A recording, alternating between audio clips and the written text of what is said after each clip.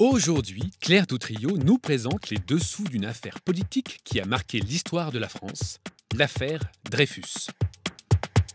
Tout commence rue de Lille à Paris, à l'ambassade d'Allemagne. Et voici Madame Bastian, la femme de ménage de l'ambassade. En fait, Madame Bastian est membre du service français de contre-espionnage. Chaque jour, elle fait mine de vider les poubelles et en rapporte en fait le contenu au commandant Henri.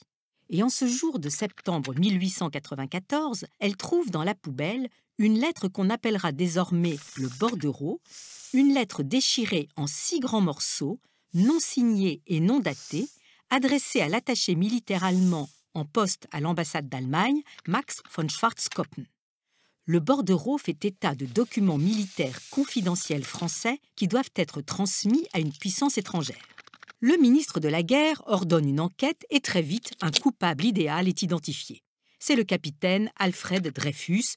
Il est à l'état-major de l'armée, il a donc accès à des documents importants. Il est alsacien, parle donc allemand, ce qui lui permet d'échanger facilement avec l'ennemi. Et surtout, il est juif. Or, si en cette fin du XIXe siècle, encore sous le choc de l'humiliation de la perte de l'Alsace et la Lorraine, la France fait face à une très forte montée du nationalisme, elle affronte aussi un violent déchaînement d'antisémitisme. Le capitaine Dreyfus nie fermement, mais l'armée ne veut rien entendre. Une machine implacable se met alors en route. Comment résumer l'incroyable succession de mensonges, de faux en écriture, d'allégations erronées, de détournements d'enquête et de violations du droit de la part de l'armée et des tribunaux militaires? L'écriture de Dreyfus ne correspond en aucune manière à celle du bordereau? Qu'importe, un soi-disant expert développe la théorie de l'auto-forgerie. Dreyfus a inventé cette nouvelle écriture. Arrêté le 15 octobre, Dreyfus refuse d'avouer. On lui pose un revolver sur la table pour qu'il se suicide. Il n'en fait rien.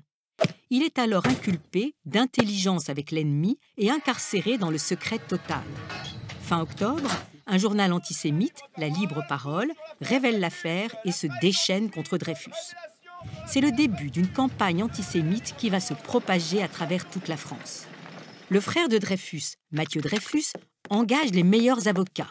Tous sont persuadés que leur client sortira blanchi du procès qui va se tenir devant le Conseil de guerre. C'est sans compter sur la malhonnêteté de l'instruction qui instruit uniquement à charge. Comme aucune preuve n'existe, le capitaine Dreyfus risque d'être disculpé. L'armée brandit alors un dossier secret qu'elle ne peut divulguer et qui contient, dit-elle, 4 preuves de la culpabilité de Dreyfus. Plus tard, beaucoup plus tard, le dossier se révélera vide. Dreyfus est condamné à la déportation perpétuelle, au bagne donc, et à la dégradation militaire. Les journaux exultent d'antisémitisme, le pays regrette qu'il ne soit pas condamné à mort. Terrible cérémonie ce 5 janvier 1895 que cette dégradation dans la cour de l'école militaire devant 4000 soldats et 20 000 spectateurs. On lui arrache les insignes, les fines lanières d'or de ses galons, les parements des manches et de la veste. On brise le sabre du condamné. Les témoins signalent la dignité de Dreyfus qui clame son innocence tout en levant les bras. Soldats, on dégrade un innocent, soldats, on déshonore un innocent, vive la France, vive l'armée.